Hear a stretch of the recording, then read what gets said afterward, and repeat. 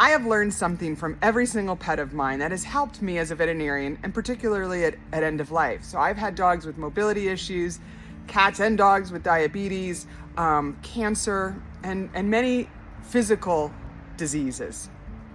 But the pet that has actually really taught me the most is my current dog, Norrin. So Norrin is a foxhound, and he may come into the screen in a second, and he has separation anxiety. He's about 11 years old now. Come here, bud. He's 11 years old, and I got him about 5 years ago. Here he comes. And he is a sweetheart, and he loves me dearly, but he also has separation anxiety that has gotten worse in the last 3 years. When I first got him, he, clawed at the door a little bit when I left, but when I came home, he would be sleeping comfortably on the couch and like, where were you, Mom? No big deal.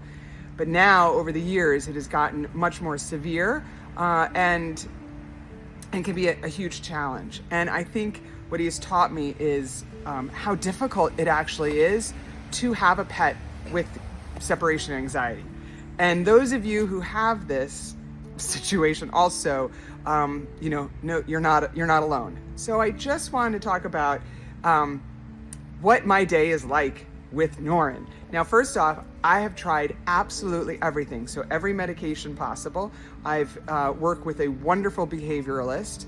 I have tried acupuncture, Chinese medicine,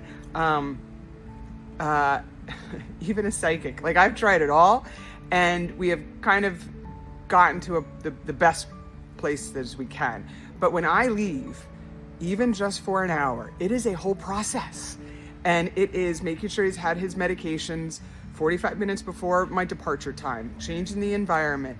And it doesn't even matter if he hears my keys or sees me put on my shoes, doesn't matter.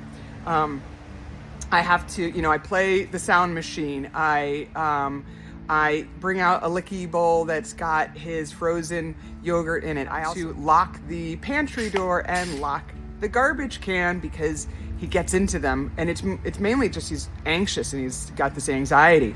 And I have to make sure that all my Ring cameras are pointed so I can see him and see what he's doing and see how relaxed he is, or how anxious he is. And I gotta tell you, it is really hard looking at the Ring cameras to see how anxious he is when I'm gone. And the biggest help for me is I had to change my front door because my front door, you couldn't see through it, and because it was just material, wood or whatever it was. And so I had to get a glass front door so that way he could see through it, because that's what gave him anxiety. He would see me leave through that door, and if he couldn't see, he just chewed at the doorknobs, he chewed at the baseboards. He has also chewed all of my blinds throughout my house because he wanted to look out the windows. And so if the blinds are down, he chewed them. And I had to actually replace all of my blinds, and I replaced them with shades that are on an app so that way I can lift them if I'm not home, because sometimes I'd forget a shade. And so I'd have to actually get on my app to lift them. So I just want to say to everybody to cut yourself some slack if you've got a dog like this. I get it. He's 11 now, and my life is completely revolved around his anxiety, which probably gives me a little bit of anxiety. And I know one day when his quality of life is not good because he's got so much anxiety, then I may have to say goodbye. Until then, my life is, a little bit on the suffering side, and I'll still do it. But I have to tell you that he has shown me how hard it is. So for families that do have a dog that's got separation anxiety, I get it, I understand. And if saying goodbye is something that you're struggling with, just remember that anxiety is a disease just like cancer. And sometimes we cannot manage it, and sometimes we have to say goodbye.